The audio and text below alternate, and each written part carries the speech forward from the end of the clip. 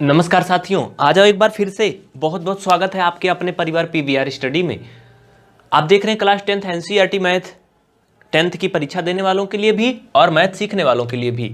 ये क्लास पूर्णतः हिंदी मीडियम में होगी। इंग्लिश मीडियम में क्वेश्चन लिखे गए हैं, यानी कि हिंदी इंग्लिश दोनों समझेंगे, ठीक ना। तो सीबीएसई यूपी दोनों बोर्ड के लिए अच्छा होगा, क्योंकि एनसीईआरटी पैटर्न सभी में समान होता है, ठीक ना।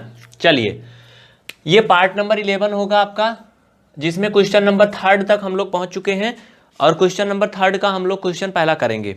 ओके, चलिए। Solve the following pair of linear equation by the substitution and cross multiplication method. कहने का मतलब ये है कि दिए गए समीकरणों को प्रतिस्थापन और तिरछा गुणा वाला जो विधि होता है, क्या बोलते हैं, क्रॉस मल्टीपल, दोनों मेथड से हल करिए। तो पहले हम प्रतिस्थापन करेंगे, यानी कि सब्स्टिट्यूशन वाला करेंगे। चलिए, यहां से x का मान निकाल लो सेकंड इक्वेशन से। तो साथियों, ये 3x बराबर, अगर 2y उधर जाएगा तो माइनस में हो जाएगा, तो 2y उधर जाएगा तो 4 पहले से है, ये 2y इतना हो जाएगा, है ना। और ये 3 इधर नीचे चला जाएगा तो 3 हो जाएगा। ये समीकरण 3 बन गया। देखो, ये जीरो लेवल मैथ नहीं है, ये 10th की हाई स्कूल की मैथ है। अगर बेसिक नहीं आता तो नंबर पे संपर्क करिए और ये समझिए कि क्यों हो गया, कैसे हो गया, इसको 5 लाइन में बताएंगे, ठीक है ना। चलिए, तो ये हो गया इतना। आगे देखना, अब यहां पर लिखो x का मान समीकरण 1 में रखने पर, याद रहे 2 में ना रखना, क्योंकि 2 से ही इसको हम निकाले हैं। तो समीकरण 1 है 8, x की जगह पे ये पूरा जंजाल रख दो, 4 - 2y/3 और धन ये 5y और इक्वल क्या है, 9, ठीक ना। यही तो है, कोई और मुसीबत तो नहीं ना। चलो आगे हल कर लेते हैं यार। नीचे तो कोई दिक्कत नहीं देखने में, नहीं। अब इसका अंदर में गुणा करोगे साथियों तो क्या हो जाएगा, ये आप जानते हो, 8 चौक ये 32 हो जाएगा, और ये -8 दूना 16y, और नीचे 3 है तो 3 ही रहेगा। और क्या होगा, ये प्लस का जो 5y है, ये प्लस 5y, याद रखना ये बीचों बीच में प्लस लगाना यार, नहीं तो गड़बड़ है ये। यहाँ पे प्लस लगाना, और फिर बराबर कितना है, 9, क्योंकि इसका बराबर का हिस्सेदार है। अब इसके नीचे 1 लिख लो, हल करो इसको आपस में। इनका दोनों का एलसीएम लोगे 3 आएगा। भाग हल करना आपको आता होगा ना, फ्रैक्शन वगैरह, तो इनका हल करेंगे तो 3 एलसीएम आएगा। 1 से भाग करोगे जब किस में, 3 में, तो 3 ही आएगा, कोई फर्क नहीं पड़ेगा। मतलब अभी देखना, ये हो जाएगा 32 - 16y, और ये धन का, जब 3 से भाग करोगे 3 में तो 1 आएगा, यानी 1 से इसमें गुणा करोगे तो इसमें कोई फर्क नहीं पड़ेगा। लेकिन जब 1 से भाग करोगे 3 में तो 3 आएगा, और 3 से 5 में गुणा करोगे तो 15 होगा। अगर आपको भिन्नों का हल आता है तो ये आ जाएगा, अगर भिन्न नहीं हल कर पाते हो तो नहीं आएगा। तो ये प्लस माइनस जोड़ घटा लोगे तो ये 32 माइनस का ये साथी जब घट जाएगा ना यार, तो क्या हो जाएगा मालूम है, अरे 15-16 घटेगा तो माइनस का y आएगा, और ये बटा 3 बराबर का 9। आगे हल कर लो बढ़ा के। चलो जल्दी जल्दी बताओ मान कितना आया, फटाफट बताओ, y का मान कितना आया। ये 9 × 27 हो जाएगा। कितना हो जाएगा, 27। y का मान 5 आएगा ना, 5 ही आएगा ना। कुछ तो आगे करो ना, एक आध कदम तो आगे बढ़ा करो आप लोग, फटाफट निकाल लिया करो। इसके नीचे 1 लिख लो, क्रॉस मल्टीपल कर लो यार। ये नीचे देखना, अब पहले इतना यहाँ किया, फिर वहाँ इतना किया, और फिर यहाँ आ गए। तो ये नीचे देखना, लाइन के नीचे 32 - y बराबर 27, तो माइनस का y बराबर क्या हो जाएगा, 27 - 32, तो माइनस का y बराबर माइनस का 5, यानी कि y बराबर 5। y की वैल्यू आ गई 5। नोट कर लो इतना, ठीक ना। अब क्या करोगे, अब फिर इधर साइड आ जाएंगे। देखिए, अगर नहीं लिख पा रहे ना तो वीडियो को रोक रोक करके लिखें। और हाँ, अगर डेली रेगुलर क्लास देखना है तो ऊपर देखो लिखा है ना, पीवीआर स्टडी 3.0 चैनल को सब्सक्राइब करें, क्योंकि ये क्लास 10th वाली ना पीवीआर स्टडी चैनल नंबर 3 पर ही चलती है। इस चैनल पे, प्रयागराज वाले पे बहुत कम चलती है, तो उसी पर आप लोग पूरा देखो। लेकिन इस चैनल को ऐसे सर्च करना, पीवीआर स्टडी 3.0, दशमलव लगा के 0 लगाना, होता है ना कीपैड में। अब लिख लो y का मान समीकरण 1 में रखने पर, समीकरण 1 है 8x धन 5y बराबर 9, तो 8x धन 5 गुणा 5 बराबर 9, तो 8x धन 25 बराबर 9, तो ये 8x बराबर 9 माइनस 25, तो x बराबर 16 4 20, हाँ 16 बटा 8। यानी कि कहने का ये मतलब हुआ कि x बराबर माइनस का 2 आ रहा है। देखो माइनस में आएगा भी कि नहीं यार ये, शुरू से अगर हम देखें वैसे तो सही लग रहा है, ठीक है, ओके राइट है। चलो नोट कर लो, नोट कर लो जल्दी से। हो गया इतना? तो ये तो हो गया आपका substitution method. Substitution and cross multiplication दोनों मेथड से पूछा था। तो अब हम करेंगे कौन सा मेथड? Cross multiplication method. इसको जल्दी से छापो फटाफट, और नहीं छाप पा रहे हो तो वीडियो को रोक करके रखो, ठीक ना, रोक करके रखो और फिर छापना बाद में। अब लिखो, ये हो गया ना, ओके है ना, एकदम मस्त लिख लिए ना।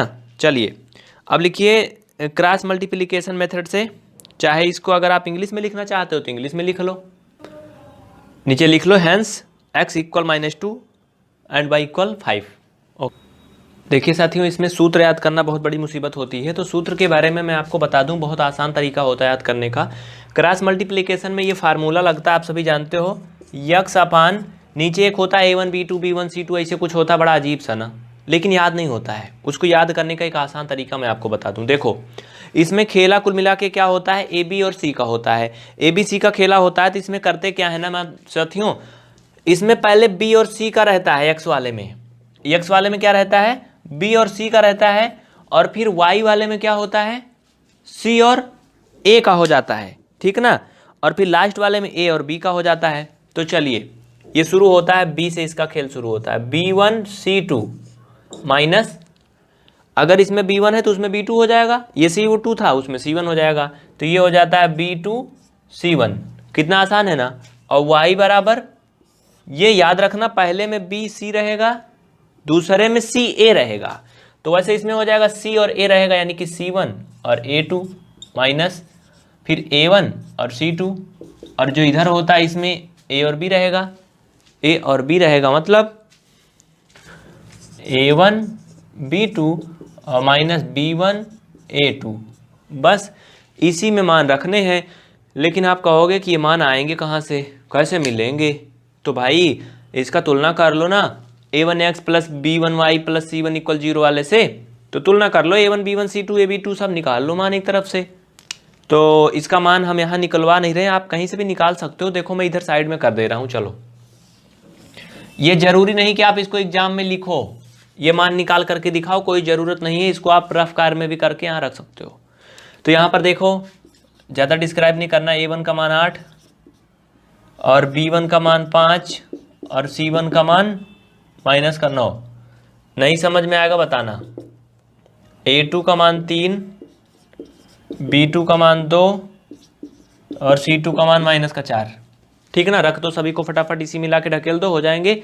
अब ये मान हम रखेंगे, लेकिन कहाँ रखें, मुसीबत ये है चूंकि यहाँ पर जगह तो है नहीं, तो ये साइड में मैं थोड़ा सा जगह बनाता हूँ। देखो दिख तो रहा है ना पूरा।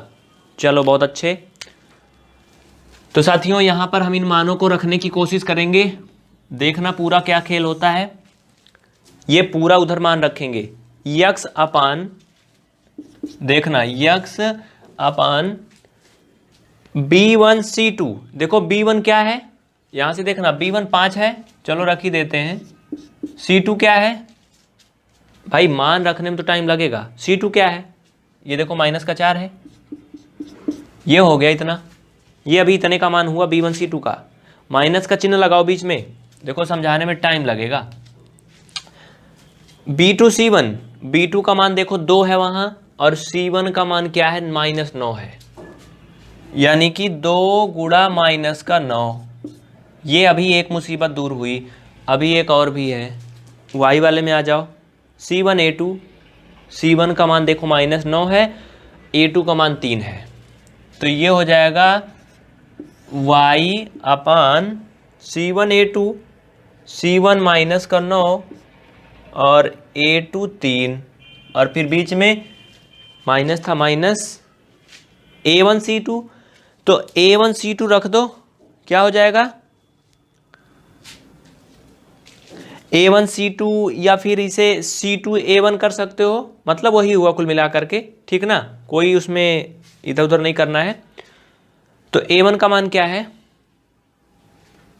8 है ना, C2 का मान क्या है माइनस का 4 है, तो ये 8 गुणा माइनस का 4, अगर इसको माइनस का 4 गुणा 8 करोगे तब भी वही आएगा। और बराबर देखो तो जगह नहीं बच रही यार उधर साइड में, ये तो उधर जगह नहीं बच रही, बड़ा लोचा हो जा रहा है। देखिए साथियों एक बात बहुत ध्यान से समझना, वो ये है कि जो 1/A1B2 और B1A2 था, इसका मान रखने के लिए उधर साइड में इधर जगह नहीं, बोर्ड खत्म हो जा रहा ना, तो इसलिए हम इसको आगे लिख दे रहे नीचे। बाकी आपके कॉपी में जगह होगी तो पहले इसको लिखना, फिर बराबर इसको लिखना, फिर ये नीचे वाला इसी के बराबर में लिखना, आगे लिखना नीचे मत लिखना, ठीक ना, बराबर में लिखना। अब क्या करेंगे, हल करेंगे हम उसको इधर साइड में ला करके। ध्यान से देखना, आपके मन में बहुत सारे ख्याल आ रहे होंगे कि ये इतना बड़ा बड़ा बन जा रहा है, ये कैसे होगा, लेकिन अगर आप 10th में अच्छे से पढ़े हो, मेहनत किए हो, तो बहुत आसान है यार ये। और हाँ, बेसिक कॉन्सेप्ट आप सीखिए, चाहे जैसे भी सीखिए, क्योंकि बेसिक कॉन्सेप्ट अगर नहीं आएगा तो फिर इसमें मुश्किल आएगी। चलो हल करेंगे, गुणा करोगे तो 20 हो जाएगा, तो ये हो जाएगा x अपान माइनस का 20, और फिर माइनस का चिन्ह है, और 2 9 18 माइनस में आएगा, माइनस माइनस प्लस का 18 हो जाएगा। ओके ठीक। अगला 9 का 3 में गुणा करोगे माइनस 27 हो जाएगा, 8 का 4 में करोगे 32, और वो प्लस हो जाएगा, यानी माइनस का 27 प्लस 32। देखो यहाँ जगह बन जा रही क्योंकि छोटा हो जा रहा है। इसको करोगे 8 दूना 16 और 5 तियाँ 15, तो ये 16 माइनस 15 है ना, कितना आसान। निकाल लो, आगे हल कर लो, एक लाइन और यहाँ एरो लगा लो, ये हो जाएगा x अपान माइनस का 2 इक्वल ये y अपान 5 और 1/1। यहाँ से x और y के मान निकालने हैं, करोगे क्या, वही करेंगे जो अभी तक करते आए हैं। एक बार इसको c के बराबर कर लो a वाले को, और एक बार a को b के बराबर कर लो। तो चलिए कर लेते हैं, इसमें क्या जाता है हमारा, है ना, आंसर ही तो लाना है। तो एक बार पहले वाला तीसरे के बराबर कर लो, और एक बार पहला वाला दूसरे के बराबर कर लो। चलिए ओके, तो x अपान माइनस का 2 इक्वल 1/1, x का मान -2 आ गया। ठीक, एक बार इन दोनों को बराबर कर लो आपस में, फिर क्या होंगे,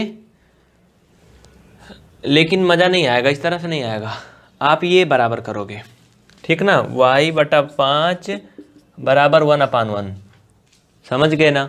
तीनों आपस में बराबर हैं, तो आप इसको इसके बराबर कर सकते हो, इसको इसके बराबर कर सकते हो, इसको इसके बराबर भी कर सकते हो, लेकिन इस तरह मान नहीं आएगा। तो यहाँ से y का मान क्या आएगा 5। इस तरह से आपने देखा, x का मान -2 आया था, सब्स्टिट्यूशन मेथड में भी आया, क्रॉस मल्टीप्लिकेशन मेथड में भी वही आया, है ना। तो आप पूरा समझ गए होंगे साथियों। अगर कोई कन्फ्यूजन हुई तो निसंकोच बताना। क्वेश्चन नंबर पहला देखना, लिखा हुआ है निम्न समीकरणों को के युग्म को रैखिक समीकरण में बदल करके और इनको हल कीजिए। देखिए आपके अगर इंग्लिश मीडियम के बुक है तो उसमें इंग्लिश में लिखा होगा, बस इक्वेशन दोनों में सेम टू सेम होगा, मिला लो, है ना। इसमें अगर 1/2x है तो उसमें भी यही होगा। तो इसको साथियों कह रहा कि रैखिक समीकरण में बना लो, उसके बाद हल करके दिखाओ। तो चलो मैं बना लेता हूँ। इसके आगे स्टेप देखना, ये तो इक्वेशन दिया है, इसको हम क्रॉस मल्टीपल करेंगे, है ना। ये तो हम कर सकते हैं, लेकिन ये थोड़ा बड़ा हो जाएगा इस तरह से और आपको गड़बड़ हो जाएगा फिर। इसलिए आसान तरीका ये है साथियों कि जैसे एक बात समझो, 1/2x लिखा है ना, तो इसको मैं लिख सकता हूँ 1/2 इंटू 1/x। बोलो लिख सकता हूँ कि नहीं, लिख सकता हूँ ना। मुसीबत यहाँ पर हमें इससे है जो बटे में है 1/x।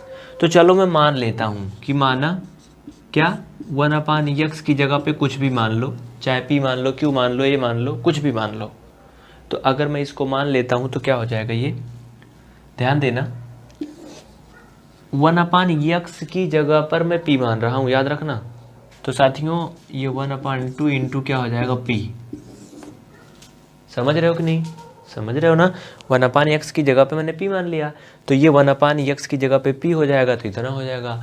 और फाइनल में मल्टीपल करोगे तो p/2 मिलेगा। क्या मिलेगा? p/2। तो इसी तरह से हम इसको आगे हल करेंगे। आप समझ गए होंगे कि 1/2x की जगह पे हम लिख सकते हैं, अभी ऐसे तो नहीं लिख सकते हैं, एक सिस्टम से करेंगे तो लिख सकते हैं। तो मैं नीचे हल करता हूँ, अभी ध्यान देना, नीचे हल करता हूँ, वहाँ रहने दो। हिंदी में लिखोगे तो माना लिखोगे, इंग्लिश में लिखोगे तो लेट लिखना, लेट्स, ठीक है। माना 1/x बराबर p तथा 1/y इक्वल q, ठीक है। चलो बट इनको स्मॉल में मानो चाहे कैपिटल में मानो, चलो कैपिटल में रहने दो। तो साथियों पहले समीकरण के अकॉर्डिंग हम चलेंगे। तो 1/x की जगह पर जब p मानोगे तो हमें p/2 मिलेगा। क्या मिलेगा? p/2। और प्लस जब 1/y की जगह पे q मानोगे तो बस वही q/3 मिलेगा। और बराबर जो 2 था वैसे ही रहेगा। तो ये समीकरण नंबर क्या है? अब 1 मान लो, वैसे भी पहले 1 था। समीकरण 2 से चलो ले चलते हैं, देखो क्या होता है। ध्यान से लिखना, अगर आप बोर्ड की परीक्षा देंगे तो पहले इसको ऐसे लिख डालो पूरा, फिर इधर लिखना दूसरा। अब दूसरे इक्वेशन में आ जाओ। इसमें 1/x की जगह पे मैंने क्या माना है? p माना है। तो सिंपल सी बात है, समीकरण 2 से यहाँ पर चाहे लिख लो, नहीं तो कुछ मत लिखो, रहने दो। इसको लिखने के बाद दूसरा लिखो। इसमें जब मानोगे तो ये p/3 हो जाएगा और प्लस ये q/2 हो जाएगा, बराबर 13/6 हो जाएगा। इतना बात समझ में आई? इसको समीकरण 2 बना लो। क्या हो गया? ये समीकरण नंबर 2। लेकिन अभी ये दोनों समीकरण हल होंगे, और हल होंगे तो थोड़ा आपके लिए और भी इजी बन जाएंगे, उनको भी देखना कैसे होंगे, ध्यान देना। अब इनको आप क्रॉस मल्टीपल करोगे। क्या करोगे? क्रॉस मल्टीपल करोगे तो देखना क्या होंगे ये, गौर करना साथियों। अगर इसमें आप ध्यान दो तो दोनों में 6 हो रहा है, दोनों में 6 हो रहा है ना। लेकिन इनका हम हर वगैरह कुछ बराबर करेंगे। नीचे कहाँ तक है? नीचे तो अभी एक लाइन और दिखेगा ना। चलो एक लाइन और दिखेगा। इसको आप कर सकते हो 3p, क्या कर सकते हो? 3p धन 2q बराबर, देखो ये 3 दूना 6 हो जाएगा, और 6 का इधर गुणा करोगे 12 हो जाएगा। नहीं समझ में आएगा तो बताना, ठीक। ये आपका एक समान इक्वेशन बन गया। इसमें करोगे तो ये आपका 2p धन ये 3q और बराबर, ध्यान देना, ये 3 दूना 6 और ये भी तो है ना यार 7/6। इसको क्या करोगे आप? मालूम है आपको क्या करोगे? हाँ, इसको हम एक काम कर सकते हैं, नीचे 6 ऐसे लिख लें, ठीक ना। ये 3 दूना 6 एलसीएम लोगे और ये 13/6। कुछ समझ में आया? यहाँ से आप 6 से 6 काट सकते हो। तो ये 2p धन 3q बराबर आएगा 13। ये समीकरण दूसरा है। ये दोनों समीकरण आपके अच्छे रूप में आ गए, एक सिंपल रूप में आ गए ना। बस इन्हीं दोनों समीकरणों को हल करना है। वैसे आप एक काम करो, अगर फाइनल समीकरण इनको बनाओ तो ज़्यादा अच्छा रहेगा। 2p धन 3q माइनस 13 बराबर 0, इसे समीकरण 2 लिखो। और ये 12 इधर साइड भेज लो। नीचे दिख रहा है कि नहीं? नहीं दिख रहा तो अभी मैं दिखा दूंगा, परेशान मत होना, ठीक है ना। 12 इधर को भेज लोगे तो ये समीकरण का एक नया रूप बन जाएगा। तो दोनों समीकरण को मैं उधर साइड में लिख के दिखा दे रहा हूँ, इतना कर लेना। यहाँ समीकरण 2 मत लिखना, ठीक ना। और इसमें इसको समीकरण 2 ये एक यहाँ पर मत लिखो। समीकरण 1 मैं बता रहा हूँ क्या बनेगा। जब इधर से 12 इधर साइड लाओगे तो ये कुछ ऐसे बनेगा, 3p धन 2q और माइनस 12 बराबर 0, ये समीकरण 1 बना लो। और ये 2p धन 3q माइनस 13 बराबर 0, ये समीकरण 2 बना लो। बस ये सबसे आसान है। देखिए केवल इसको हल्का सा काटना था, कर लिए ना। पढ़ते समय पहले आप रफ कार्य में किया करो। समझने की कोशिश करो बस। पहला स्टेप हो गया, दूसरा हो गया, तीसरा स्टेप। हाँ दिख रहा है ना। दोनों समीकरणों को कह रहा है अब हल कीजिए। अभी तक तो हम समीकरण बना रहे थे, तो साथियों हल कर लेंगे। हल करने में कौन बड़ी बात है ना। क्या करना है, चलिए इनको विलोपन विधि से कर देते हैं। समीकरण 1 में 2 से गुणा कर दो, 2 में 3 से, जिससे बराबर हो जाए। तो लिख लो समीकरण 1 में 2 से तथा समीकरण 2 में 3 से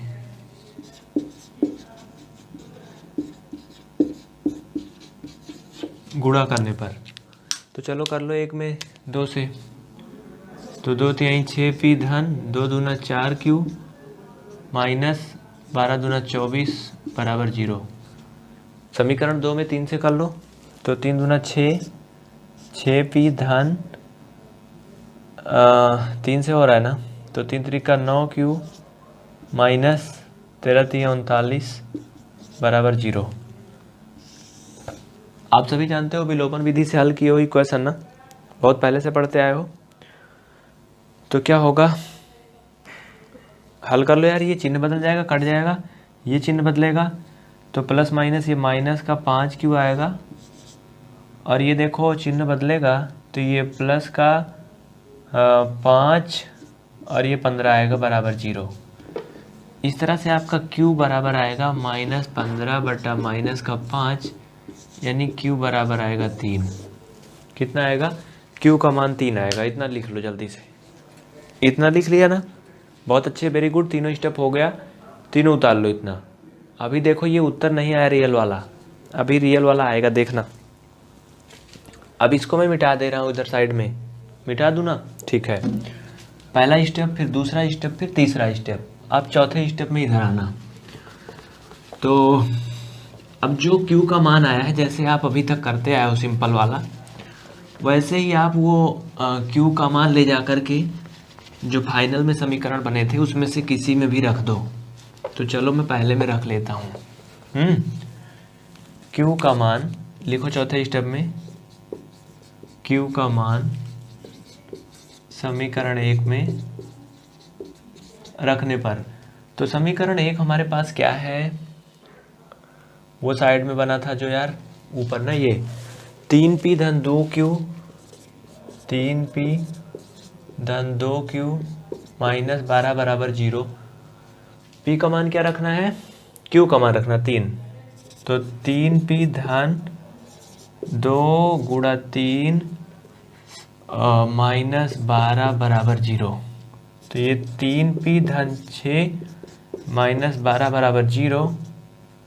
साथियों इस तरह से जब इसको हल करोगे माइनस घट जाएगा, तो 3p माइनस का 6 बराबर 0 आएगा।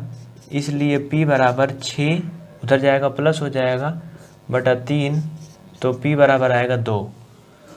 देखो p का मान 2 आ गया, q का मान 3 आ गया। अब फाइनल आंसर की बारी आ चुकी है, फाइनल आंसर की बारी आ गई है। 5वां स्टेप इसमें देखना। चलो नहीं लिख पाए हो तो थोड़ा सा वीडियो को पीछे करके इसको लिख लेना फिर। चलो ठीक है, फाइनल आंसर देखो। देखिए हमने p और q के मान कुछ और मान करके रखा था ना, शुरू में लिखा था माना p बराबर, माना q बराबर, माना था ना।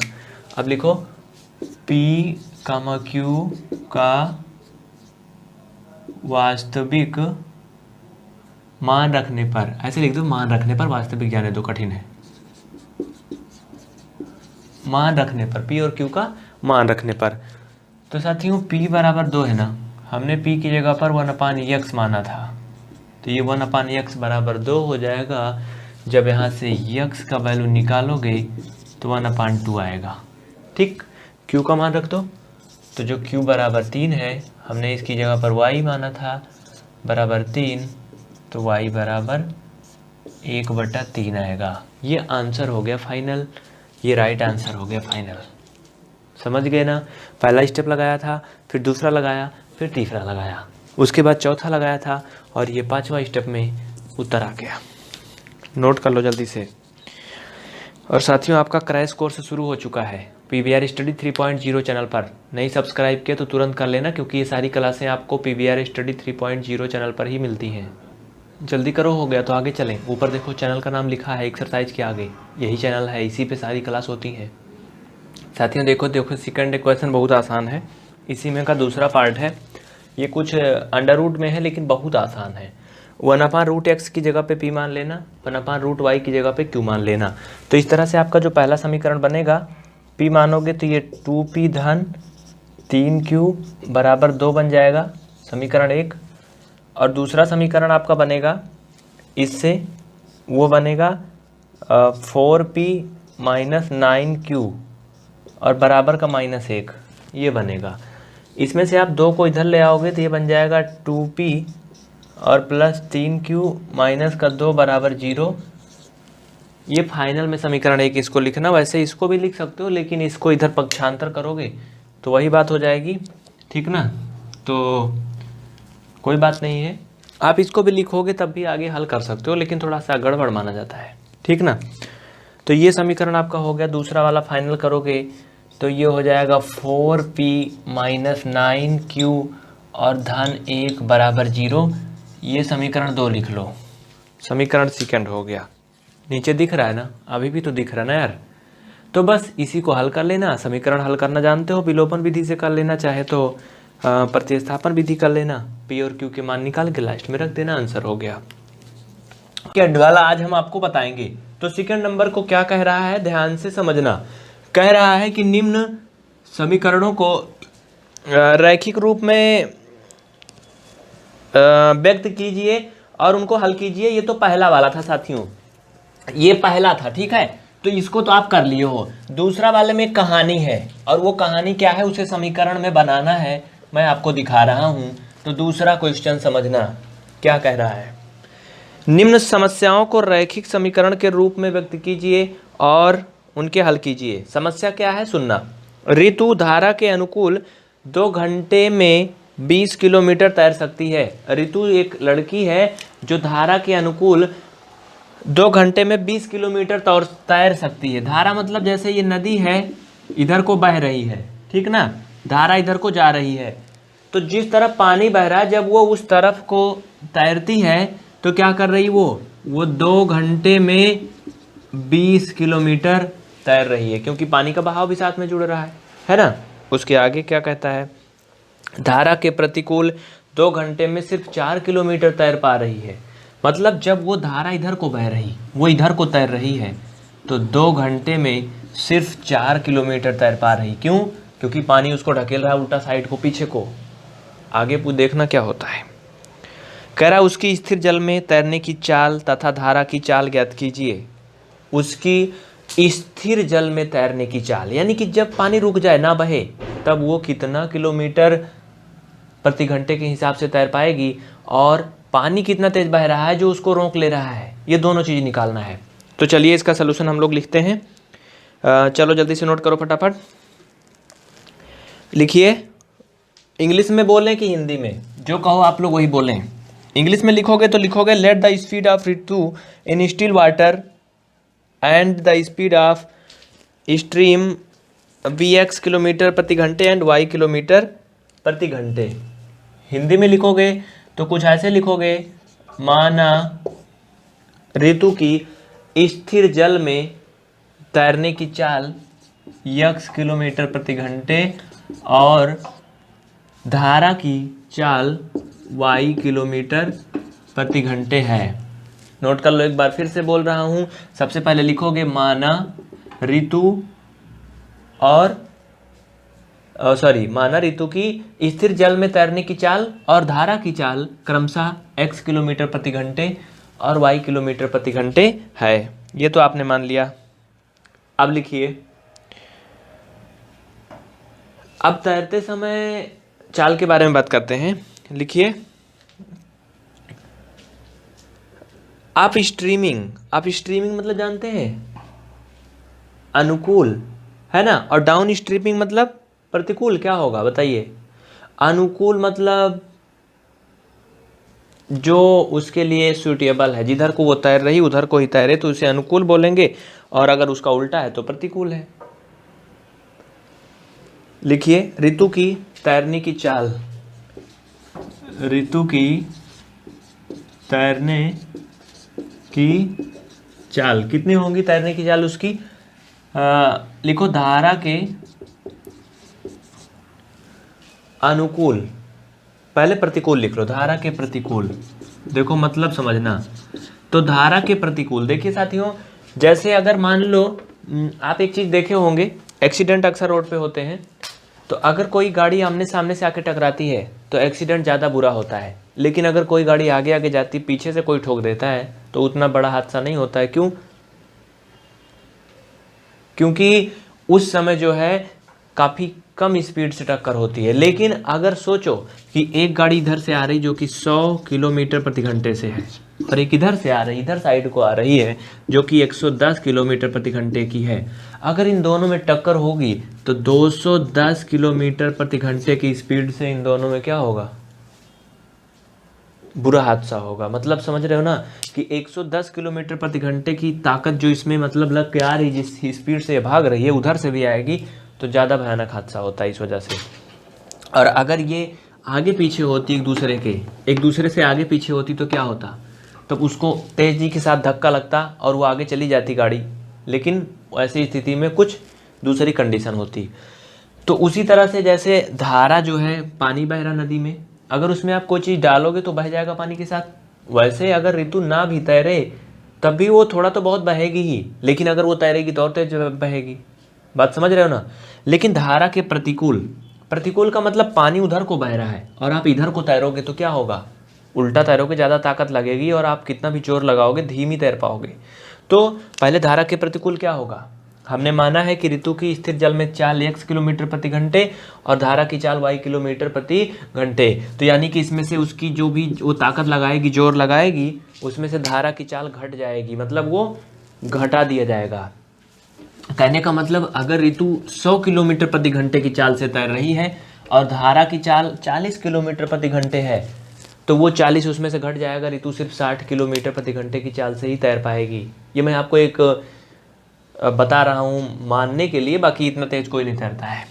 अब आगे क्या लिखेंगे?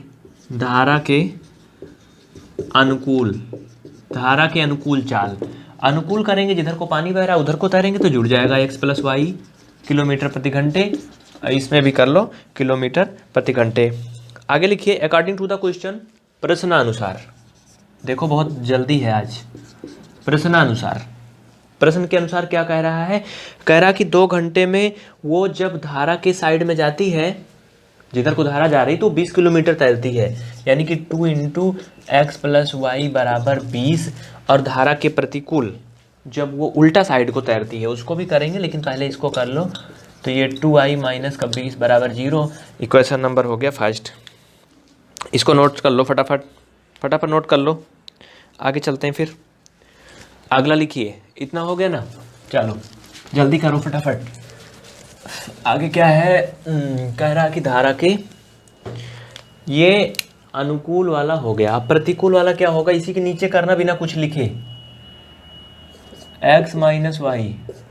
और क्या कह रहा था? कह रहा था कि 2 घंटे में ये सिर्फ 4 ही किलोमीटर तैर पाती है। कितना तैरती है? 4 किलोमीटर। तो 2x - 2y - 4 = 0। समीकरण नंबर 2 हो गया। एडिंग द इक्वेशन 1 और 2, दोनों समीकरणों को जोड़ लेते हैं। पहले नीचे तक लगाना, फिर ऊपर। नहीं लिख पाए हो तो थोड़ा सा वीडियो को रोक करके लिख लेना। ओके, चलिए बहुत अच्छे, वेरी गुड, लगे रहो। समीकरण 1 और 2 को जोड़ने पर, तो साथियों मैं दोनों पहले लिख लेता हूँ। 2x + 2y - 20 = 0, 2x - 2y - 4 = 0। जोड़ोगे दोनों तो ये हो जाएगा 4x, ये कट जाएगा, चिन्ह कोई नहीं बदलेगा, -24 = 0। ध्यान देना, इतना करने के बाद उस साइड में चलते हैं हम सब। टाइम बहुत कम है साथियों। x का मान निकालोगे यहाँ से तो 4x = 24, x = 24/4, x = 6। देखो 4 दोनों तरफ लिखा जाता है, हैरान मत होना। x का मान आ गया। अब x का मान रख दो समीकरण 1 में, ये उसके आगे वाले स्टेप में करना, उधर साइड वाला, ठीक ना। x का मान समीकरण 1 में रखने पर, तो चलो रख दो फटाफट, झटाझट रख दो x का मान। समीकरण 1 क्या है, 2x प्लस 2i माइनस का 20 बराबर 0। x का मान 6 आया है तो 2 गुणा 6 धन 2i माइनस 20 बराबर का 0।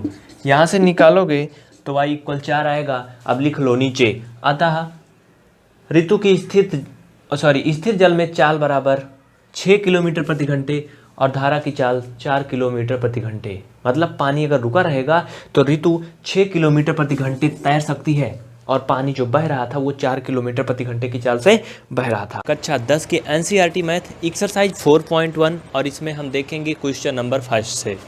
चलिए शुरू करते हैं। कह रहा कि जांच कीजिए क्या निम्न द्विघात समीकरण है। मतलब इसको जांचना है, परखना है। जैसे आपने सुना होगा सीबीआई जांच होती है कि बताओ ये भैया ऐसे ऐसे कांड हुआ था कि नहीं हुआ था, तो जांच में जो निकलता वही माना जाता है। उसी तरह का ये समीकरण है, लेकिन लोगों को इसमें भ्रम है। इसकी जांच करिए यह द्विघात समीकरण है कि नहीं है। अच्छा ठीक है, मैं आपसे बोलूं कि आप जांच करिए मैं इंसान हूं कि नहीं। अब आप लोग कहेंगे ये इंसान तो है, इसमें कौन सी जांच करना है। लेकिन आपने किस आधार पर कहा कि मैं इंसान हूँ, उसका कोई एक मतलब सिस्टम होता है ना। जैसे अगर मैं आपसे पूछूं कि ये बताइए, एक मिनट मैं आपको दिखा रहा हूँ। हाँ चलो, ये चश्मा है कि नहीं, ध्यान से समझना, ये कभी नहीं भूलोगे।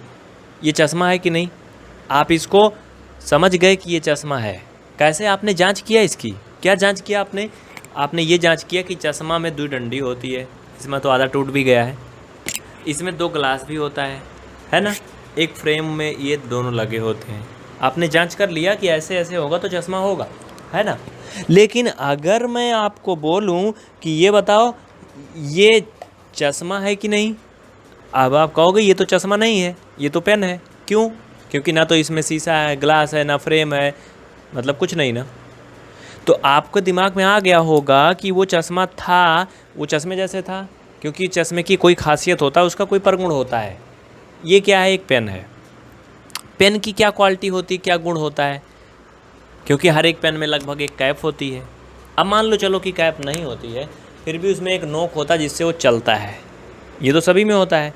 तो ये पेन की अपनी क्वालिटी है, अपनी खासियत है। उसी तरह से साथियों ये द्विघात समीकरण जो है इसका भी अपना एक स्ट्रक्चर होता है, इसका एक रूप स्वरूप होता है। अगर उस रूप स्वरूप का ये है तो ये द्विघात समीकरण है, अन्यथा ये द्विघात समीकरण नहीं है। देखो कैसे।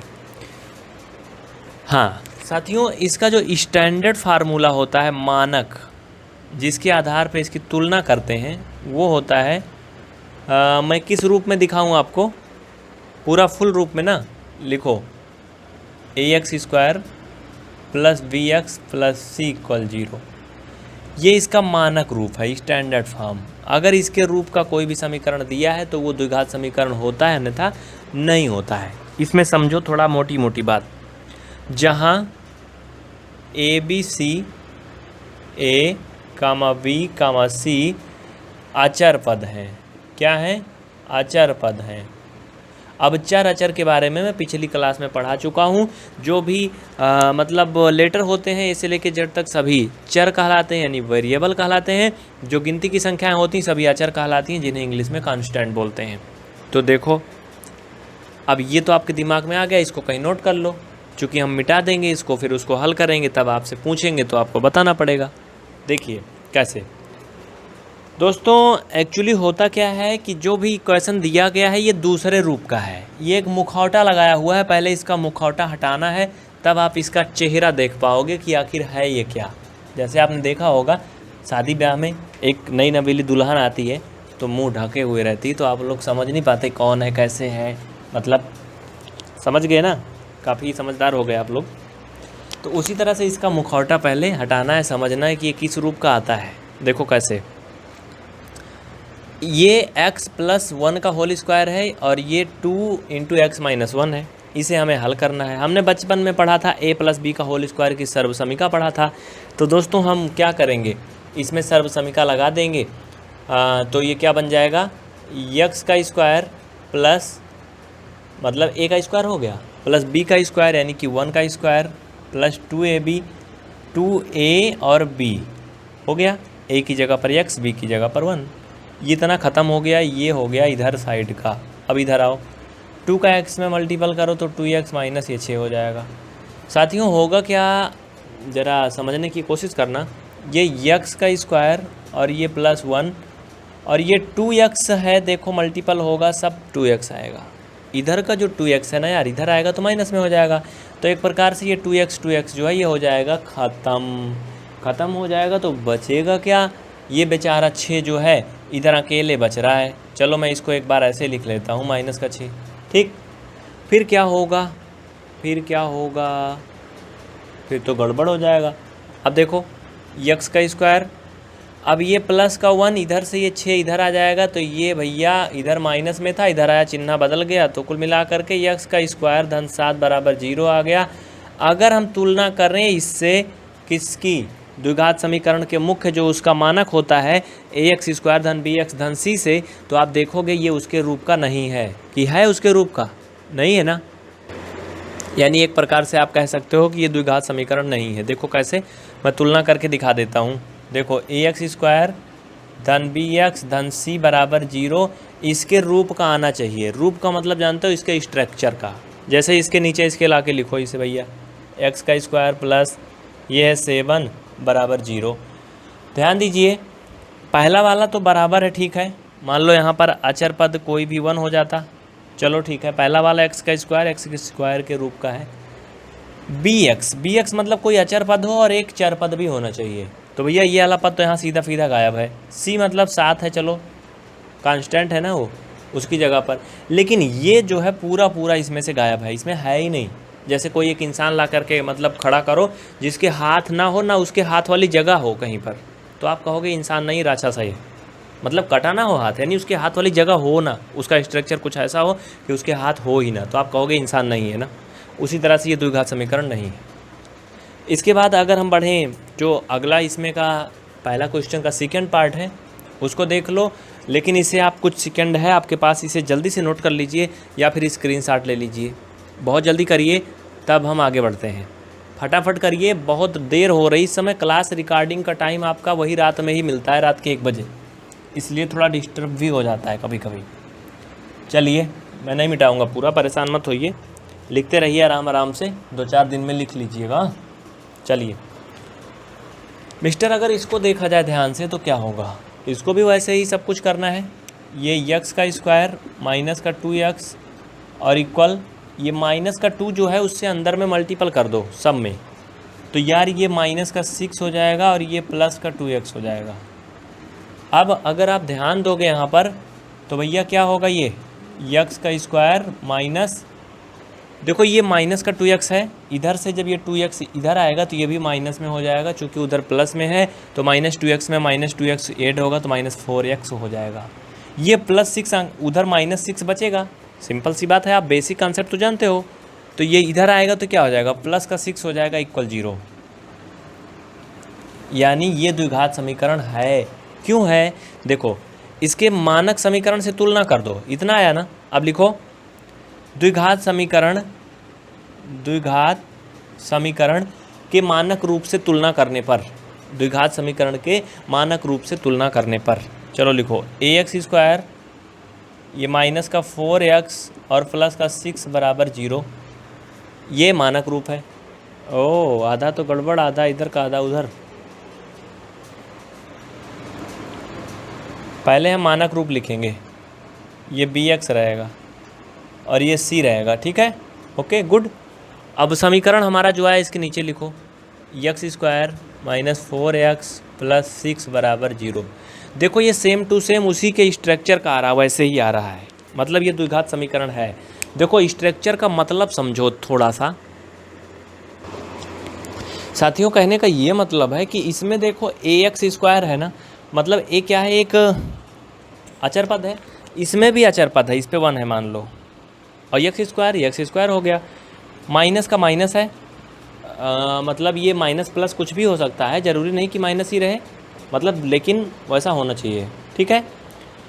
फिर bx, b की जगह देखो 4 है, इसमें कांस्टेंट है, यक्स की जगह पर यक्स है, प्लस सी मतलब वो कांस्टेंट उसके रूप का है, ये क्या द्विघात समीकरण है, जबकि ये उसके रूप का नहीं था। देखो इसमें बीच वाला पद गायब हो गया था, ये वाला पद 4x जो है ना गायब हो गया था, उस पर कुछ था ही नहीं, इसलिए वो द्विघात समीकरण नहीं था।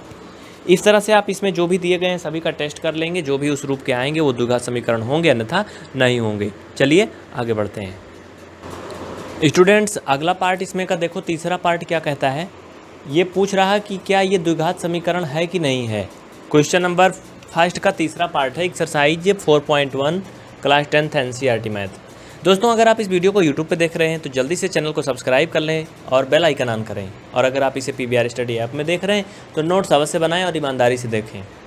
चलिए, ये एक पद दिया गया है जिसे LHS बोलते हैं, ये RHS यानी राइट हैंड साइड और ये लेफ्ट हैंड साइड। इसको हम सॉल्व करेंगे कम्प्लीटली, उसको भी सॉल्व करेंगे, फाइनल में जो भी आएगा हम डिसाइड करेंगे कि ये द्विघात समीकरण है या नहीं है। ऐसी स्थिति में दोनों का मल्टीपल करेंगे। मल्टीपल करना बेसिक कॉन्सेप्ट में मैंने सिखा दिया, एक बार फिर से बता दे रहा हूँ। पहले यक्स लेंगे, यक्स से इसमें दोनों में गुणा करेंगे, तो यक्स का मल्टीपल जब यक्स में करोगे तो दोस्तों ये यक्स का स्क्वायर हो जाएगा। क्या हो जाएगा? यक्स का स्क्वायर। थोड़ा सा कोशिश करना समझने की, दिख तो रहा है ना साइड में, ठीक है, बहुत अच्छा दिख रहा है। उसके बाद साथियों ये यक्स का स्क्वायर तो हो जाएगा, लेकिन आगे क्या होगा, यक्स का मल्टीपल +1 में करोगे तो ये प्लस यक्स हो जाएगा। कितना हो गया? अब -2 ले करके इसमें दोनों में गुणा कर दो, -2 का x में मल्टीपल करोगे तो -2x, अब -2 का +1 में करोगे तो -2। ये मल्टीपल हो गया, ये दोनों का हो गया इतना पूरे का एक में। अब इधर आ जाओ बराबर करके, x का x में मल्टीपल करो, x का स्क्वायर, x का 3 में करो तो धन ये 3x। अगर आपको ये नहीं आता बेसिक गुणा कैसे कर रहे हैं तो कमेंट करके बताना, अभी आपको नंबर दिखाएंगे लास्ट में, उस पर संपर्क करना, आपको अलग से सिखाया जाएगा। ये हो गया। अब यक्स का गुणा 3 में करोगे तो ये धन मैंने बता दिया इतना तो हो गया, धन 3x। अब साथियों -3 वो जो एक है ना -1, इसका गुणा इन दोनों में करेंगे। पहले हमने यक्स पकड़ा, यक्स से इन दोनों में गुणा कर दिया, मतलब यक्स में और 3 में। अब हम -1 लेंगे और इससे इन दोनों में गुणा कर देंगे। ध्यान से देखो, -1 का x में करोगे तो दोस्तों ये माइनस और प्लस का मल्टीपल माइनस और ये x हो जाएगा, और माइनस इसका जब होगा तो ये 3 हो जाएगा। बस यही हल करना है, जो भी है आप हल कर लो, देखो क्या आता है। अगर आप ध्यान से देखो तो ये चिन्ह जो है माइनस है, प्लस है ना, उधर क्या है x माइनस में है। चलो मैं एक तरफ करके दिखा देता हूँ आपको। ये x का स्क्वायर है साथियों। एक बार मैं क्वेश्चन मिला लेता हूँ, आप लोग मिला लो कि कहीं कुछ अलग तो नहीं दिया है। x - 2x + 1, x - 2x + 1 और x - 1x + 3, ठीक है, क्वेश्चन सही दिया है। चलो आप दोस्तों इसके जैसे जो पद है उसे इकट्ठा करो, x का स्क्वायर है ना, इधर ले आओ तो माइनस में हो जाएगा। अब कोई x स्क्वायर है कहीं? नहीं है। अब इन सब को देखो, माइनस का x और ये प्लस का x था ना, और ये माइनस का 2x, और कोई x वाला है? हाँ, ये 3x है, प्लस में इधर आएगा तो माइनस में हो जाएगा। ये प्लस में x है, इधर माइनस में है, इधर आएगा तो प्लस में। देखो समझने की कोशिश करो। ये हो गया कहानी। इक्वल लगा दो, ये माइनस का 3 इधर बच रहा है, ये धन का जो 2 है ना माइनस का, उधर जाएगा तो प्लस का हो जाएगा। चिन्ह बदल जाता है बराबर के दूसरे साइड जाने पर। साथियों ये प्लस माइनस ख़त्म हो जाएंगे, गट पिट के माइनस माइनस या प्लस प्लस जुड़ते हैं, तो ये x में जुड़ेगा तो क्या हो जाएगा? 2x। समझने की कोशिश करो, x से x में जुड़ेगा तो 2x हो जाएगा, और ये माइनस माइनस दोनों जुड़ेगा तो भैया फाइनल में ये हो जाएगा कितना? देख लो, 2x माइनस ये 3 2 5x, और बराबर क्या बचेगा? ये माइनस प्लस घट जाएगा, -1। लास्ट में आप इसे देखोगे तो -3x बराबर 1 बचेगा। x का यहाँ से मान आ गया 1 बटा, मतलब -1/3। यहाँ आपको कुछ पल्ले पड़ा, x = -1/3 आ गया। आपके समझ में आ गया होगा कि यहाँ तो समीकरण बन ही नहीं रहा यार, तो ये कौन सा द्विघात समीकरण है? इसका मतलब ये द्विघात समीकरण नहीं है, क्योंकि यहाँ तो x का मान आ जा रहा है, यहाँ पे कोई समीकरण बन ही नहीं रहा है। तो लिख लो, ये भी द्विघात समीकरण नहीं है, ठीक है। नीचे एक लाइन लिखना, द्विघात समीकरण के मानक समीकरण ax² + 2x + देखो लिख के दिखा देता हूँ। पहले इतना आ जाएगा, फिर क्या लिखोगे, लिखो द्विघात के मानक समीकरण ax² धन bx धन c बराबर 0 से तुलना करने पर। ठीक है, वैसे इसका जो स्टैंडर्ड समीकरण होता है साथियों, माइनस का bx ही होता है। आप इस पे माइनस या प्लस दोनों में से कुछ भी कर सकते हो। इसका मानक समीकरण वो उसी रूप का ही होता है। इतना लिख लिए, आगे लिखो। ये हो गया मानक रूप, लिख लिया ना। द्विघात समीकरण के मानक रूप ax² धन bx धन c बराबर 0 से तुलना करने पर। नीचे लाके इसको लिखो x बराबर 3 माइनस वो 1/3 जो भी आया है। नीचे लिखो, इसके नीचे लिखो, चूँकि यह दिए गए द्विघात समीकरण के मानक रूप के प्रकार का या फिर के रूप का नहीं है, अतः ये दिया गया जो भी मतलब समीकरण है वो द्विघात समीकरण नहीं है। मतलब एक प्रकार से समीकरण तो है जो दिया गया ऊपर, इक्वेशन है, लेकिन ये द्विघात समीकरण नहीं है। ये सरल समीकरण हो सकता है, लेकिन कुछ भी हो, लेकिन द्विघात नहीं है। बस हमें द्विघात ही निकालना था। तो स्टूडेंट आप सभी इसको नोट कर लो जल्दी से। ये क्वेश्चन आपके लिए हैं, घर से करना, इनको होमवर्क है। ये 4, 5, 6, 7, 8 तक हमने 4 बता दिए और 4-5 आपको दिए, आप इनको घर से करना। अगर ये द्विघात समीकरण के मानक रूप यानी कि स्टैंडर्ड फॉर्म के रूप के आते हैं, मतलब ax² धन bx धन c के रूप के, तो द्विघात समीकरण होंगे, अन्यथा नहीं होंगे। करके देख लेना। द्विघात समीकरण क्वाड्रेटिक इक्वेशन का क्वेश्चन नंबर 2 और प्रश्नावली 4.1। ये क्लास बहुत ही ध्यान से देखना, ईमानदारी से देखना और बड़े प्यार से देखना। बड़ी मज़ेदार क्लास होगी। उसके पहले आपके लिए चंद लाइनें। न फिसलो इस उम्मीद में, न फिसलो इस उम्मीद में कि कोई तुम्हें उठा लेगा, न फिसलो इस उम्मीद में कि कोई तुम्हें उठा लेगा, न डूबो दरिया में कि कोई तुम्हें बचा लेगा, सोचकर न डूबो दरिया में कि कोई तुम्हें बचा लेगा। ये दुनिया तो एक अड्डा है तमाशबीनों का मेरे यार, देखेगा कोई तुम्हें मुसीबत में तो हर कोई मजा लेगा। इसलिए अभी टाइम है, क्लास 10th में पहुँचे हो तो ईमानदारी से पढ़ लो, जिससे कि मुसीबत में ना दिखो और कोई मज़ा ना ले पाए। नहीं तो फिर अभी अगर मज़ा ले लिए तो ज़िंदगी भर सज़ा मिलती रहेगी। इसलिए ईमानदारी से पढ़ना, क्लास पूरा देखना। क्वेश्चन बहुत आसान, एकदम हलवा है। कह रहा है निम्न स्थितियों को द्विघात समीकरण के रूप में लिखिए। मतलब इसको हल नहीं करना है, सिर्फ समीकरण बना देना है, बाकी का काम और लोग करेंगे। क्या कहता है, चलिए देखते हैं। एक आयताकार भूखंड का क्षेत्र 528 मीटर है। क्षेत्र नहीं, क्षेत्रफल। ठीक, क्षेत्रफल मीन्स एरिया। एक आयताकार भूखंड का क्षेत्रफल 528 मीटर स्क्वायर है। साथियों, आयताकार का मतलब ये होता है आयत के आकार का है। भूखंड मतलब ये होता है किसी भूमि का टुकड़ा, जैसे प्लाट मान लो। आपने देखा होगा ना, कहते हैं हमारे अंकल जी प्लाटिंग करते हैं, प्रॉपर्टी डीलर हैं, तो यही प्लाट आयताकार है। उसका क्षेत्रफल 528 मीटर स्क्वायर है। कह रहा है कि क्षेत्र की जो लंबाई है वो चौड़ाई के 2 गुने से एक अधिक है।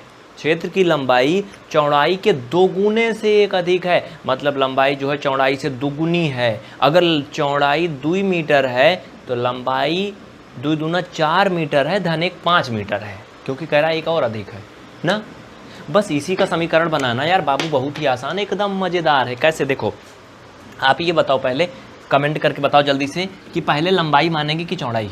जल्दी बोलो, मैं किसी का नाम नहीं लूँगा आज। सुनील जी देख रहा हूँ मैं, आपको नाम नहीं बोलने वाला हूँ क्योंकि बहुत ज़्यादा टाइम लग जाता है। बस हो गया, चलो। तो आपको एक बात बता दें, अगर आपसे बोलें कि जो मोहन है, मोहन जो है वो सोहन से 3 साल बड़ा है, तो अगर हम आपसे पूछें कि बच्चा बताओ मोहन की आयु कितना है, तो कैसे जानोगे?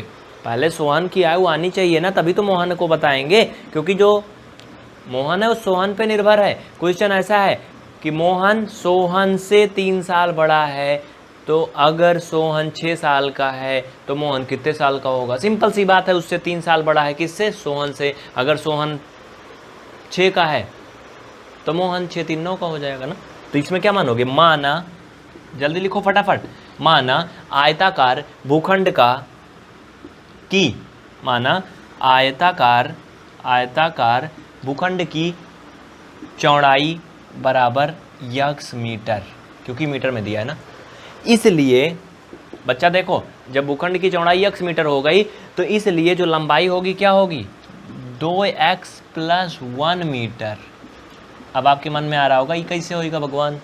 देखो, कह रहा जो लंबाई है वो चौड़ाई के 2 गुने से 1 अधिक है, तो चौड़ाई का 2 गुना मतलब 2x, एक अधिक मतलब एक जोड़ दो, हाँ सिंपल सा। आगे क्या कहता है, कह रहा कि इसका क्षेत्रफल 528 मीटर स्क्वायर है। तो बच्चा लोग नीचे दिख रहा है कि नहीं, पहले ये बताओ, नीचे दिख रहा है ना। अब लिखो आयताकार भूखंड का क्षेत्रफल, आयताकार, यहाँ लिखो, मैं लिखूंगा नहीं, आयताकार भूखंड का क्षेत्रफल बराबर, लिखो इसको कॉपी में, आयताकार भूखंड का क्षेत्रफल बराबर कितना दिया है, 528 मीटर स्क्वायर। लेकिन सबको हिंदी में लिख लो तो ज़्यादा अच्छा लगेगा बच्चा। ये लो metre square, okay, 528 metre square. आ गया उत्तर आपके सामने, आ गया, फटाफट देखो कैसे। अब हम ऊपर करेंगे प्रश्नानुसार, क्वेश्चन मिटाएंगे, जल्दी वीडियो रोक लो तुरंत।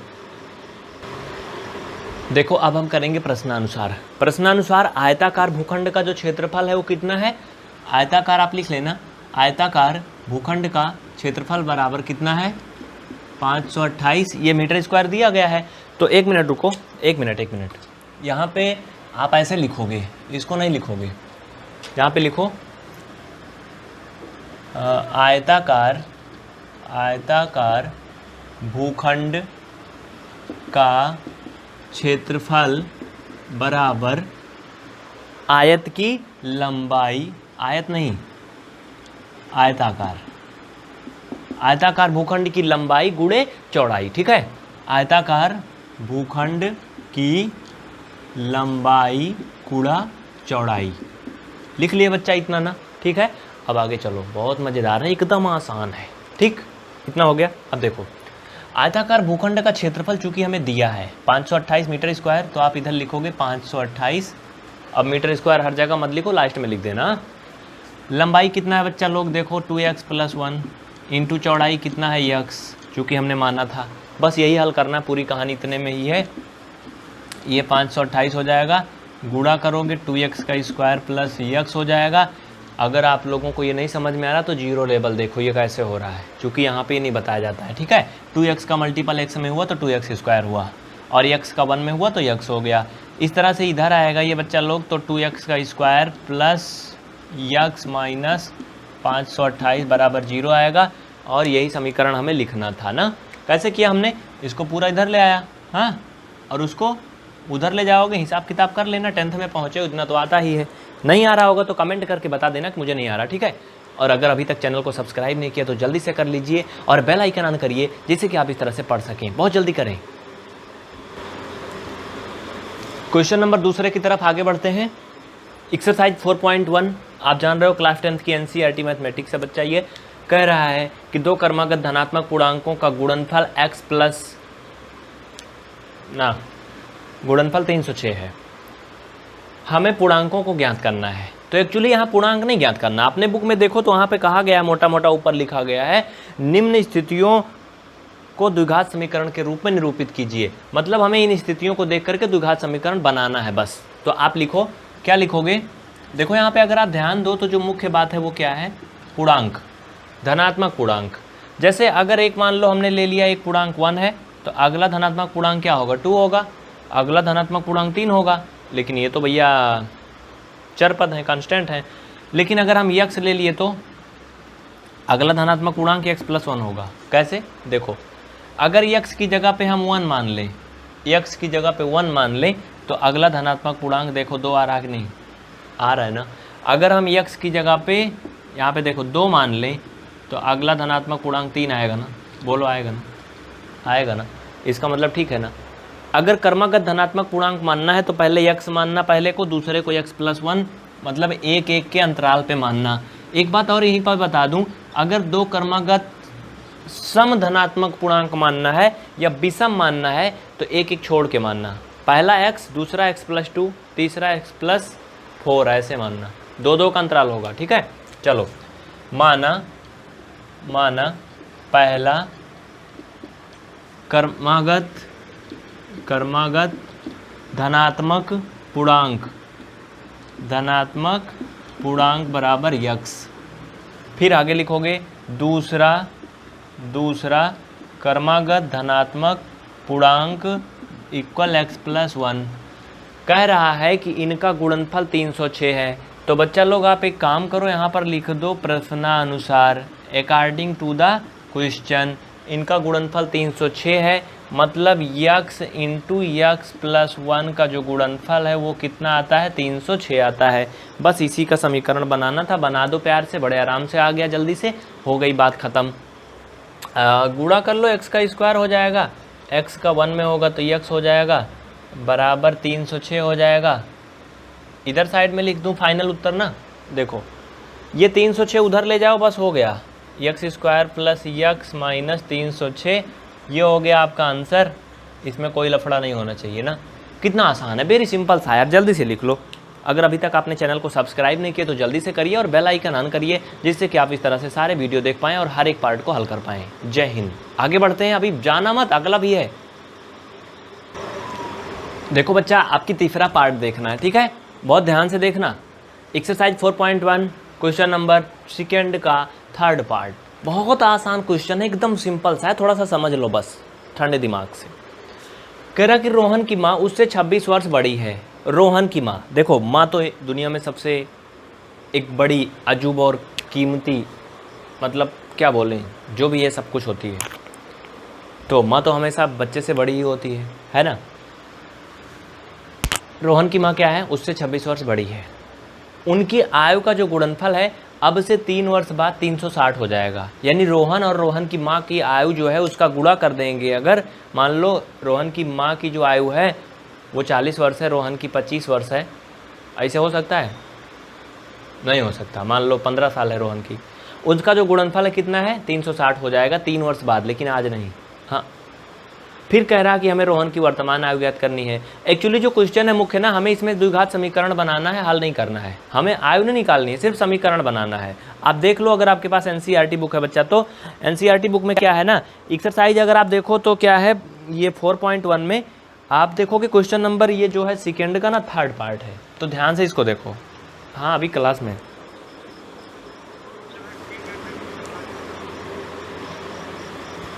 अगर आपके पास बुक है तो आप देख लो, पेज नंबर है बच्चा ये 82 है एनसीईआरटी बुक में। एक्सरसाइज 4.1 है, प्रश्नावली 4.1 है, क्वेश्चन नंबर सेकेंड का थर्ड पार्ट है। कह रहा है कि निम्नलिखित स्थितियों के आधार पर द्विघात समीकरण का निरूपित कीजिए, द्विघात समीकरण बनाइए। चलिए, रोहन की माँ उससे 26 वर्ष बड़ी है, उनकी आयु का गुणनफल अब से 3 वर्ष बाद 360 हो जाएगा। रोहन की माँ उससे 26 वर्ष बड़ी है, किससे, रोहन से। लेकिन पहले रोहन की आयु जब पता होगी तभी तो हम उसकी माँ की आयु जान पाएंगे ना, और दोनों की आयु जब आएगी तभी तो समीकरण बनेगा। ये रोहन की माँ की आयु नहीं दी गई है 26 वर्ष, याद रखना। कह रहा कि रोहन की माँ जो है रोहन से 26 वर्ष बड़ी है, इसका मतलब इसकी माँ की आयु कितनी ये भी नहीं पता है और उसकी कितनी ये भी नहीं पता है। तो हम यहाँ लिखेंगे, लिखो, माना रोहन की वर्तमान आयु, रोहन की वर्तमान आयु बराबर कितना हो जाएगा बच्चा, x वर्ष, क्योंकि ये सब वर्ष में ही होती है आयु, महीना में नहीं होती है। रोहन की अगर वर्तमान आयु x वर्ष हो जाएगी तो आप जरा थोड़ा सा दिमाग लगाओ, उसकी माँ की आयु क्या होगी, बोलो। रोहन के माँ की वर्तमान आयु बराबर क्या होगी, उससे 26 वर्ष बड़ी, मतलब बच्चा ये x प्लस 26 वर्ष हो जाएगा। बोलो हो जाएगा कि नहीं, तभी तो 26 वर्ष बड़ी होगी ना। भैया ये समझो कि अगर रोहन 5 साल का है तो उसकी माँ 31 साल की होगी ना, भाई माँ तो बड़ी होगी ना। ये हो गया इतनी कहानी। आगे क्या कहता है, अभी इतने में बस नहीं हुआ, अभी कह रहा कि अब से 3 साल बाद, मतलब आज का तो छोड़ दो, भाड़ में जाए, इससे कोई मतलब नहीं है। अब 3 साल बाद देखो, 3 साल बाद क्या होगा, दोनों की आयु का गुणनफल 360 हो जाएगा। तो 3 साल तक रोहन ऐसे तो नहीं रहेगा कि इतना बड़ा तो इतना बड़ा रहेगा, तब तक इतना बड़ा हो जाएगा और उसकी माँ जो है और बड़ी हो जाएंगी, है ना, दोनों बड़े हो जाएंगे। तो क्या होगा, अब नीचे लिखो 3 साल बाद रोहन की आयु बराबर, जल्दी लिखो फटाफट, 3 साल बाद, देखो मैं लिखूंगा नहीं पूरी बात, 3 साल बाद रोहन की 3 साल बाद रोहन की आयु बराबर x धन 3 वर्ष। मतलब अगर आज वो 15 साल का था तो 3 साल बाद 18 साल का हो जाएगा, शादी योग्य हो जाएगा। नहीं जी, शादी योग्य नहीं, मतलब लड़की होती तो 18 पे होती, इस समय लड़का 21 साल का होता है ना। तो आप मत कुछ समझना अपने को, चलो आगे लिखते रहो बस। अभी आप शादी योग्य नहीं हो अगर 10th में हो तो। 3 साल बाद कितनी का हो जाएगा रोहन, x प्लस 3। और फिर नीचे लिखो 3 साल बाद रोहन के माँ की आयु बराबर यक्स प्लस 26 प्लस 3 वर्ष, है ना। बस हो गई पूरी कहानी खत्म। प्रश्नानुसार लिख दो according to the question and you will get the complete solution. अब मैं क्वेश्चन मिटाऊंगा, जिनको लिखना है रोक के लिख लो, ऊपर मैं कंप्लीट आंसर लिखूंगा। जल्दी करो फट से, बहुत जल्दी करो, बहुत जल्दी करो बच्चा। हाथ और दिमाग दोनों चलना चाहिए, क्योंकि ज़िंदगी की दौड़ में आ चुके हो, 10th में हो तो। देखो आगे जो कह रहा है प्रश्नानुसार लिख देंगे अकॉर्डिंग टू द क्वेश्चन। दोनों की आयु का जो गुणनफल है वो 360 हो जाएगा, यही तो पूछ रहा है ना। तो चलो बच्चा, दोनों की आयु का गुणनफल मतलब ये और ये 3 साल बाद वाला, ये वर्तमान से कोई मतलब नहीं है, सिर्फ 3 साल बाद वाला। तो इनकी आयु का जो गुणनफल है, यानी ये किसका आयु है, रोहन की माँ की आयु है, और रोहन की आयु 3 साल बाद x प्लस 3 हुई थी। इन दोनों का गुणनफल कह रहा कि 360 हो जाएगा। यही तो बोला था ना प्रश्न में, देख लो एक बार, है ना। चलो अब क्या होगा बच्चा, ये अब यही तो पूछ रहा था, कुछ और पूछ रहा था, देखो जल्दी से, यही था। अब चलो गुणनफल कर लो फटाफट। तो बच्चा ये आप थोड़ा सा सॉल्व कर लो, x प्लस 3, ये देखो 26 में 3 जुड़ जाएगा तो ये x प्लस 29 हो जाएगा बराबर 360। कितना हो जाएगा 360। वो गेट बंद कर लीजिए। हाँ आगे चलें।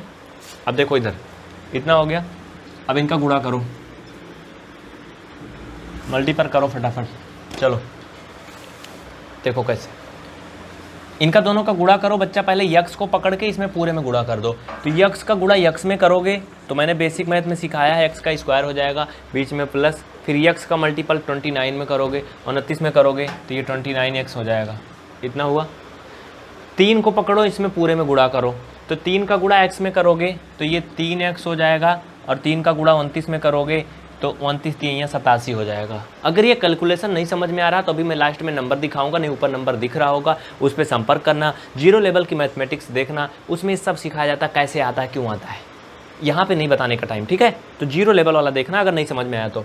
इक्वल कितना हो जाएगा 360। ओके अब क्या करोगे सोचो, 29x और ये 3x, देखो यार ये जुड़ जाएगा, ये जुड़ के कितना हो जाएगा 29 3 हो जाएगा बच्चा, ये 32x, यक्स का स्क्वायर प्लस 32x और प्लस ये 87 माइनस का 306 बराबर 0। ऐसा क्यों किया, क्योंकि हमें द्विघात समीकरण बनाना है और राइट हैंड साइड यानी कि दाहिना पद 0 करना है। इसके बाद ये दोनों प्लस माइनस घट जाएंगे और फाइनल में आंसर ना हम लल की पेन से लिखेंगे। कितना आएगा, यक्स का square plus 32x minus 273 equal 0। तो बच्चा लोग घटा लो, इसको घटा के बताना अगर कुछ गड़बड़ होगा तो। 306 से 87 घटा लो, घटाना बहुत आता है आप लोगों को। ये हो गया इसका फाइनल आंसर। उसके बाद चलिए आगे बढ़ते हैं।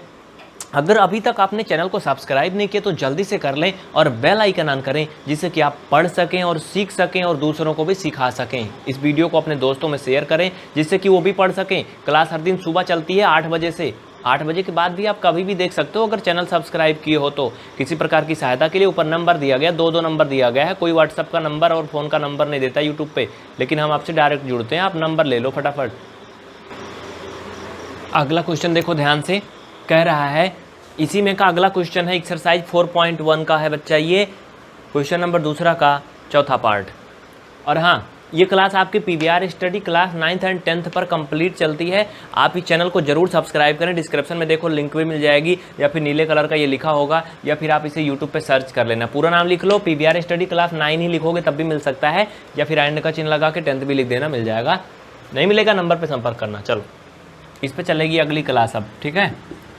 कह रहा कि एक रेलगाड़ी 480 किलोमीटर की दूरी को एक समान चाल से तय करती है। मतलब एक ट्रेन है, मान लो आपके घर से दिल्ली जा रही है, दिल्ली की दूरी सोच लो कि आपके घर से 480 किलोमीटर है और वो एक समान चाल से जा रही, मतलब मस्ती में जा रही, चाहे वो 80 किलोमीटर की स्पीड में या 70 के, लेकिन ज़्यादा कम नहीं हो रही है, कई स्पीड में जा रही।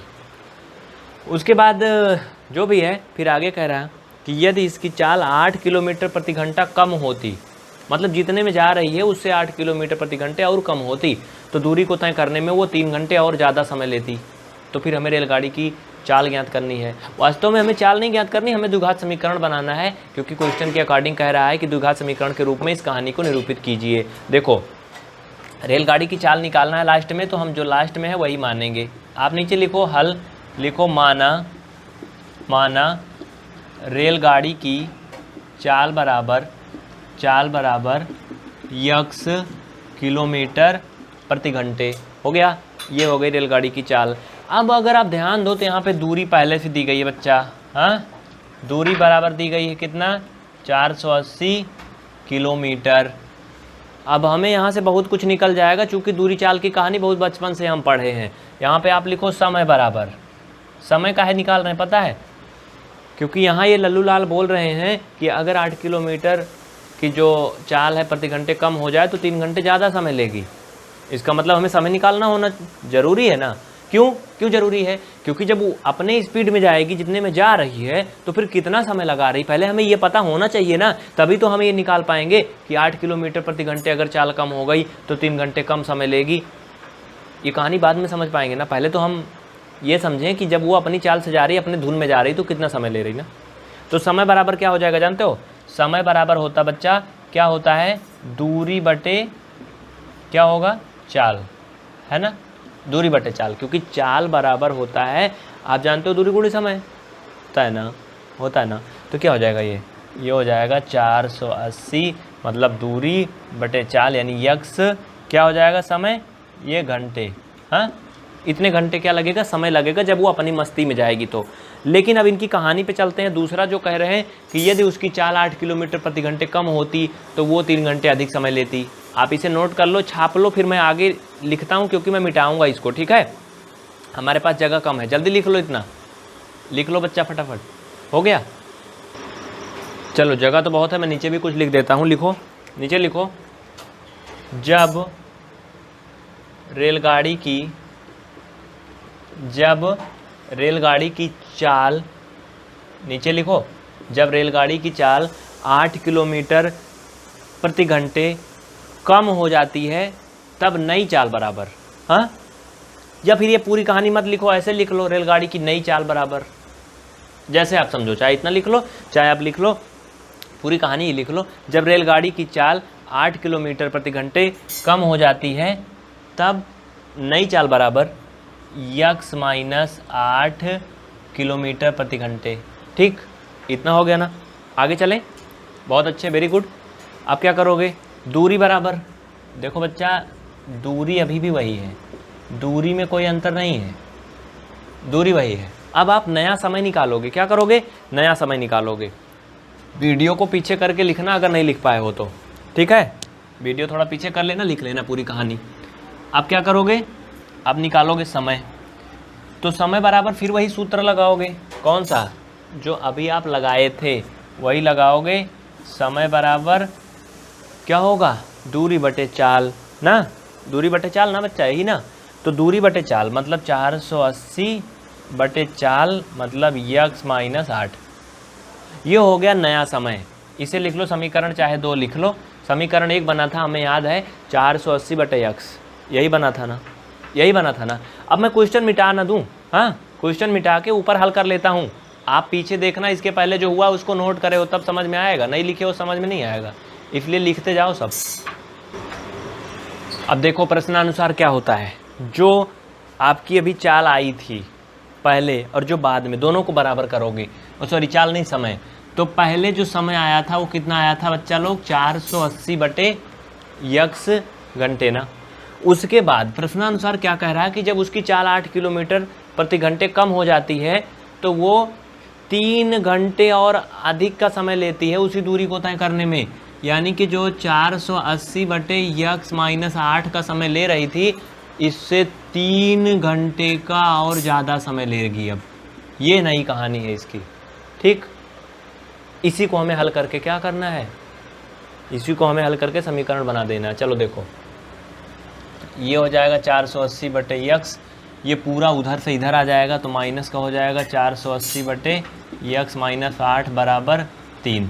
हाँ, इसका क्रॉस मल्टीपल करोगे बच्चा लोग तो ये हो जाएगा 480 यक्स माइनस 8 का गुणा करोगे पूरे में, 8 0 8 64, 8 चौक 32, 6 38, इतना हो जाएगा, क्योंकि हमने यक्स माइनस 8 का 480 में गुणा कर लिया। यक्स का गुणा 480 में करोगे तो 480 यक्स हो जाएगा हो गई कहानी, समझ में आई ना। यक्स का गुणा इसमें पूरे में करोगे जब बच्चा लोग तो क्या हो जाएगा, यक्स का एक्स में एक्स स्क्वायर, यक्स का 8 में 8x। ये बराबर का जो 3 था वैसे रहेगा, इस पर कोई फ़र्क नहीं पड़ने वाला है। ये भैया प्लस में है, ये माइनस में है, कट गए, काम ख़त्म, छोटे हो गए। हाँ, आगे क्या होगा, इसके नीचे 1 लिख लो। अब क्रॉस मल्टीपल होगा, क्रॉस मल्टीपल होगा तो ये 3x का स्क्वायर माइनस 3 8 24x बराबर क्या बचेगा, ये देखो ध्यान दो, माइनस में है तो वो माइनस का माइनस ही रहेगा कि प्लस हो जाएगा, सोचो और बताओ। ये माइनस में है, अगर गुणा होगा तो यहाँ प्लस वलस का कोई कंडीशन नहीं है, वो माइनस में ही रहेगा। 38 40, हाँ ठीक, इतना बात समझ में आ रही ना। लेकिन आपको यहाँ पर कुछ चीज़ें बड़ी अजीब सी लग रही होंगी। वो क्या है कि मैंने थोड़ा सा इसको शार्ट करके उल्टा लिख दिया ना, तो मैं जैसे वैसे ही लिख देता हूँ। इधर साइड में देखो आप लोग, मतलब वही होगा माइनस का 300 ये 38 40 और इक्वल 3 का गुणा जब करोगे तो मैं थोड़ा सा और विस्तार कर दे रहा हूँ इसमें पूरे में ऐसे। ये समझ में आ रही ना बात। अब इस 3 का गुणा इसमें पूरे में हो रहा है और इस 1 का गुणा इसमें हो रहा है, तो ये मैंने लिख दिया, ठीक। अब देखो, अब ये माइनस 38 40 बराबर ये 3x का स्क्वायर माइनस ये 24x, चाहे जितनी भी लाइन बढ़ा लो, समीकरण आ गया, समीकरण हो गया आपके सामने, ठीक है। अब क्या करोगे ना बच्चा लोग, इसमें देखो 3 से आप दोनों तरफ भाग दे दो, क्योंकि ये 3 से कट जाएगा। क्या होगा, ये 3 से कट जाएगा, कट जाएगा कि नहीं कट जाएगा, 3 से कट जाएगा ना। अब इसको सिर्फ सॉल्व कर लो बस, देखो 3 से इसको काट दो, 3 एक कम 3, 3 से काटोगे 8 8x ना, और इसको 3 से काट दो, 3 एक कम 3, 3 दूना 6, 3 8 24 0 1280 आएगा माइनस का। इसको सबको इधर ले आओगे तो आपको मिलेगा x का स्क्वायर माइनस 8 का x, क्यों 8x ये बचा था, x स्क्वायर ये बचा था, माइनस का ये 1280 बराबर 0। ये हो गया समीकरण जो ये बनाने को बोल रहे थे। अगर नहीं समझ में आएगा तो कमेंट करके ज़रूर बताना। ये सवाल यहीं पे ख़त्म हो जाता साथियों। हाँ, अगर अभी तक आपने चैनल को सब्सक्राइब नहीं किया तो ज़रूर कर लेना। ऊपर नंबर दिया गया है, कोई प्रकार की अगर आपको बताना है कोई बात या कुछ भी पूछना है तो आप उस पर संपर्क कर सकते हो, ठीक है। आगे बढ़ें, चलिए देखिए, अब आगे कुछ नहीं बताना है। आज की ये क्लास यहीं पे ख़त्म हो चुकी, चूँकि ये सारे क्वेश्चन हो चुके हैं और आपका ये एक्सरसाइज ख़त्म हो चुका है 4.1। अगली क्लास में हम पढ़ेंगे प्रश्नावली 4.2 यानी कि एक्सरसाइज 4.2। तब तक के लिए आप इंतजार करिए, सुबह 8 बजे क्लास देखिए। जय हिंद। चलते चलते निवेदन होगा, इस वीडियो को दोस्तों में ज़रूर शेयर करना। अगर आप शेयर करोगे तो सारे वीडियो आपको यूट्यूब पर मिलेंगे, इसलिए खूब शेयर करना और लाइक ज़रूर करना, ठीक है।